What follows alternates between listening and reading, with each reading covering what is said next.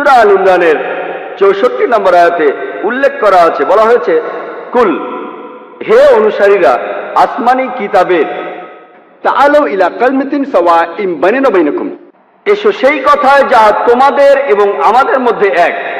প্রথম সাদৃশ্য কি? আল্লাহ না'বুদা ইল্লাল্লাহ, আমরা আল্লাহ ব্যতীত কারোর ইবাদত করি না, ওয়ালা নুশরিকা বিহি শাইআন, আমরা কোনো কিছুকে তার শরীক করি না। ওয়ালা ইয়াত্তাখিযা বা'দুনা বা'দান আরবাবান মিন দুনিল্লাহ, আল্লাহ ব্যতীত আমরা কেহ কাহাকেও রব হিসেবে গ্রহণ করি না। ফাইন তাওয়াল্লাউ, যদি তাহারা মুখ ফিরাইয়া লয়, ফাকুলু শাদু তোমরা সাক্ষী থাকো, বিআন্না মুসলিমুন, অবশ্যই আমরা মুসলিম, আল্লাহ সুবহানাহু ওয়া তাআলার কাছে আমাদের নিজেদের ইচ্ছাকে সমর্পণ করি। পবিত্র কোরআনের এই আয়াতে যদিও বিশেষভাবে বলা হয়েছে আহলে কিতাব, অর্থাৎ ইহুদি আর খ্রিস্টানেরা, তবে সাধারণভাবে এটা দিয়ে বিভিন্ন গোত্রের মানুষকে বোঝানো যায়। আর আমার মতে পবিত্র কোরআনের এই আয়াত হচ্ছে মূল চাবিকাঠি অন্যান্য ধর্মের লোকের কাছে সত্যের বাণী পৌঁছে দেওয়ার, হোক তাদের বিশ্বাসের ভিত্তি এক বা আলাদা।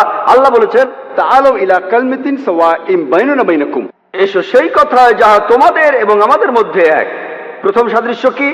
আল্লাহ না'বুদা ইল্লাল্লাহ, আমরা আল্লাহ ছাড়া কাহারও ইবাদত করি না, ওয়ালা নুশরিকা বিহি শাইআন, আমরা কোনো কিছুতে তাহার শরীক করি না।